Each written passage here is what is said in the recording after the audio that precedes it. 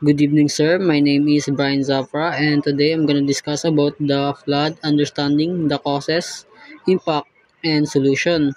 So this topic is part of the National Natural Disaster Awareness presentation. So the first slide is, what is flood? A flood is an overflow of water that submerges land that is usually dry.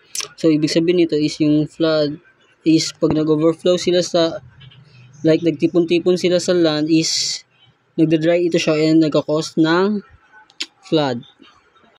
And the next tab is, it is one of the most common destructive natural disaster worldwide. So itong flood daw is kilala na siya sa worldwide na disaster kasi common na siya kasi nga laging nangyayari ito sa iba't ibang lugar or bansa. Kaya ayun, nagiging common na lang siya. So the next tab is, can occur due to natural or man-made causes. So ibig sabihin nito is pwede siyang gawin or gawin ng mga tao, like sila ang nagka-cause ng flood sa ating lugar or sa mga ating bansa. And doon naman sa natural is yan ay natural, like nag-uulan sa inyo ng malakas kaya nagkakaroon ng flood sa lugar nyo. And the next slide is about types of floods. River floods, overflow of rivers due to rain or melting snow. So yung river floods is nag-overflow siya through river dahil sa malakas na pagulan or pag-melt ng snow dun sa Europe or sa Western. Kaya yun, nagkakaroon ng river floods. So the next one is flash floods, sudden intense floods caused by heavy rainfalls. So ito na siya yung parang bagyo siya and ang nagka-cause nito ng ganito is yung malakas na pag-uulan kaya nagkakaroon ng flash floods. The next tab is about coastal floods caused by storm, surges, and tsunamis. So yung coastal storm is ang dahilan ng pag-prevent nito is yung tsunami and yung storm. Kung malakas yung storm, ibig sabihin nagkakaroon ng tsunami and doon nagawa yung coastal floods. And the next one is urban floods, result of poor drainage in cities. So ito na yung baradong kanal sa ating lugar na nagko-cause ng flood kasi nga yung mga basura dun sa ating kanal is na-stack up sila, like yung tubig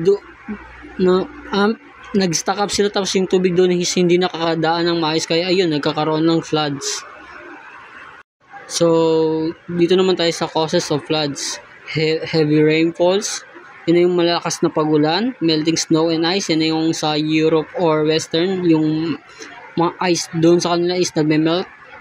And deforestation and poor land use, yun na yung sa yung pagpuputo ng puno, and di magandang lupa doon, and climate change and rising sea levels, yun na yung pagbago-bago ng panahon natin and yung sea levels natin is tumataas.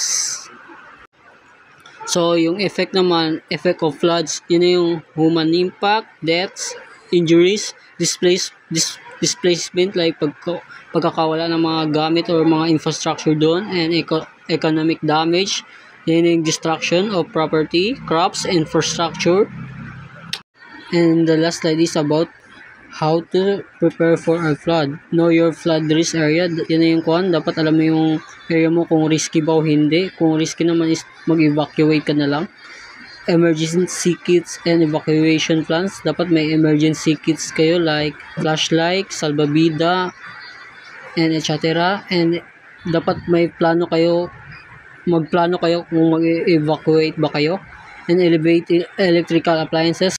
Yan na yung mga appliances natin na pag nababasa na sila, so kailangan natin siyang itaas or tanggalin sa saksakan para iwas makuryente. And dapat yung plangka natin pag bumabaha is papatayin para iwas makuryentehan. And the last one is monitor weathers. Dapat yung palagi kang alert sa weathers, like magtingin ka ng balita, mga ganun, makinig sa radyo kung goods na ba yung lugar nyo or hindi ba mabuta ng baha, mga ganun. That's all po, sir. Thank you po.